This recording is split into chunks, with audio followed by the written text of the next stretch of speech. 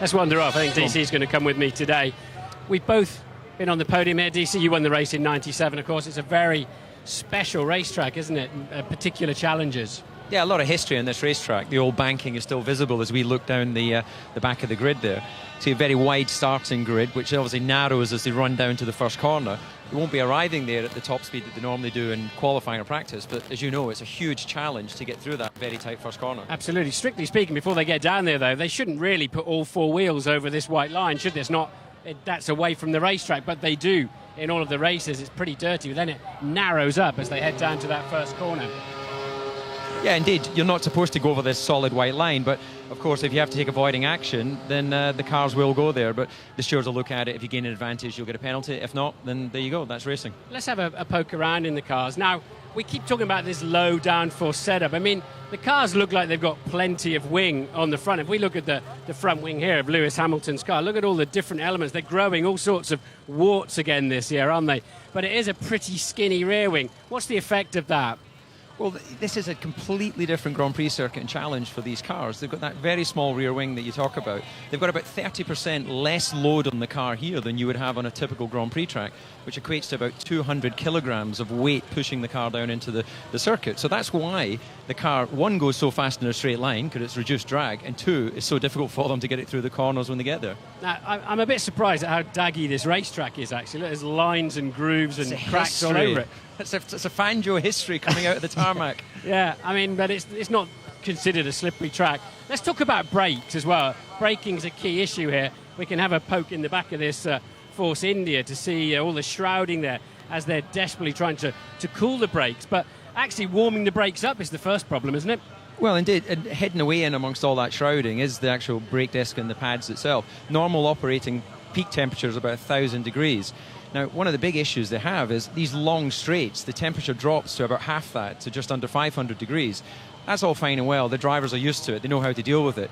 But off the starting grid, when you're sitting here for 30 seconds waiting for the lights to go out, they'll drop to about 200 degrees. So when they get to that first corner, they've got brakes which are absolutely out of their operating window. And as we all know, that means that it's going to be quite an exciting ride down to the first corner. Yeah, so the rear tyres are boiling hot, having spun away and got the car up to 200 miles an hour. The front tyres are quite cold. The brakes are cold. But I never used to think about the first corner until I assumed I would get through it here. I always had a bit of a sigh of relief as I came out of the first chicane. But do you think these guys are going to be thinking, God, I hope I get through here? Well, I know they do. I've been in the briefings earlier, and of course they're always concerned about that first corner. But I agree with you. The main focus for the driver is getting a clean start. And that means just getting the balance between RPM, releasing the clutch, and not getting too much wheel spin. And of course, the only time they do it is that key moment for the start. They do practice starts at the end of the pit lane, but that's not out here on that old racetrack. And, you know, it's really a journey of discovery when the lights go out. Yeah, I mean, of course, the reaction time, you travel such an incredible distance in that in a couple of tenths, don't you? Well, the top speed into the first corner is approaching 340 kilometres an hour. At that speed, in 0.2 of a second, you cover 18 metres. So literally, you blink, you're 18 metres further down the track. So that's why it's so difficult on this track. And you're trying to spot. They haven't run all day yet. You're trying to spot a braking point within 2 or 3 metres at 215 miles an hour, and you travel that quickly. Let's see if we can find a pedal, shall we? I see Adrian Sutil. Not often we get a chance to see him at the front of the grid. Let's dive in and see if we can get a word with him. And talking to his engineer, see if we can just attract his attention here. Unsurprisingly, he's quite focused on this one, his best grid start. Adrian, quick word with BBC. Congratulations on a great qualifying, your best in Formula One. Can you make it stick now? You're on a 2-stop strategy. Yeah, I think both is possible here. 1 stop and 2 stop is very similar a time in the simulation, so we stick on this plan. I'm confident, and it's always an advantage to start in the front row. But if Kovalainen passes you with his KERS system, your strategy's trashed, isn't it? Yeah, exactly. I have to defend my position quite hard here. It's a tricky situation. 3 KERS cars around, so I think this is going to be already a big fight at the start. Your favourite racing driver, Kimi Räikkönen, who's connected with you a couple of times, is sitting just over there. You're a bit concerned that you'll be looking in your left mirror, I imagine. I think, he's a great driver and he knows what he's doing. So it was just a few coincidences. I think we met each other on the circuit 2 times. It shouldn't be a 3rd time. Tell me, this is the furthest up you've been in a Grand Prix grid, and presumably it's nice to see a clear run down to that first corner. What are you expecting starting here at the front? Are you going to have to apply any different strategy? Do you have a plan for going down to the first corner? Based on previous experience, you had a lot more cars around you. Well, yeah, as you said, it's a clear view, and I really enjoyed it before. I think it's much more tidy in the first corner, and I'm used to start in the backfield and the midfield, and there's always so much going on. You have to be so careful. I think here is just a little bit more time to think about what you are doing. Yeah, well, good luck. Let's wander down the grid, especially they're going to start this thing up. See if we can find a couple more drivers.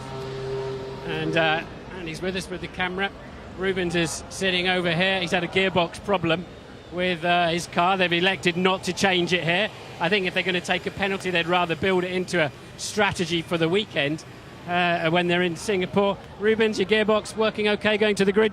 Yeah, everything's fine. I mean, the gearbox was not a problem for the whole weekend for the Spa race. It has an over torque since Spa. Said that, it's been okay. Okay, we're going to move on unless DC's got a burning question. No, how good is this cool pack? It's very good. This is pulling the hot air out, and it's becoming modern. I mean, it didn't exist when we were there 95, 96, huh? Indeed, no, well. 78, 79. Have a good one. You've got to make that one-stop strategy work, haven't you? 7, you cheeky See you little. later. Right, I missed that one, didn't I? He's suggesting you're old there, Martin. I know, but what he's Unfair forgetting is that we were actually teammates. That's how old he is. I want to talk to Tonio Liuzzi, who's talking to the governor. Sorry, Peter. He's over there with Mr. E. We've missed Mr. E. But let's just get a Bernie, quick one.